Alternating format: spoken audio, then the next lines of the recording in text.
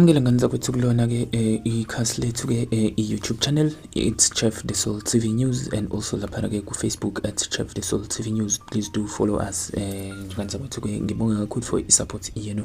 La udaba ulithinta ke izimoto ezithola nephezulu lapha ke kuthiwa ke kwaphangalala ke abantu ke abangu 15 engozeni ke yetekisi ke nevan khona lapha ke kwi-province yase Eastern Cape. Kuthiwa ke kufe abantu lapha ke abangu 15 kwathi ke abahlanu bathola ke imhuzuko engozeni yetekisi ke nayo ivan.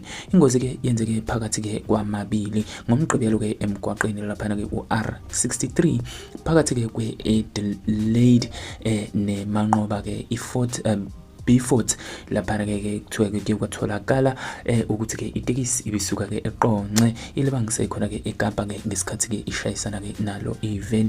Umshayeli ke wevan ushonele endaweni yesigameko nabagibeli ke abangu 13 kubalwa ke kubo ke nomshayeli ke wayo itekisi. Ukhulumela ke umnyango wezokuthutha lapha eEastern Cape unathi ke Binqose uthe abagibeli abayisithupha baphuthunyiswe khona esibhedlela kodwa ke oyedwa kwamenela ke ngesikhathi ke befika khona ke esibhedlela. Lengozi ke embi kakhulu ke esayibona ke khona lapha eEastern Cape esikhathini ke nje eside ngoDisemba ke noma ngama holiday nje ephasika asibanga nayo ke ingozi ke eyodwa kodwa ke edlule nomphefumulo ke yabantu ke abaningi kangaka.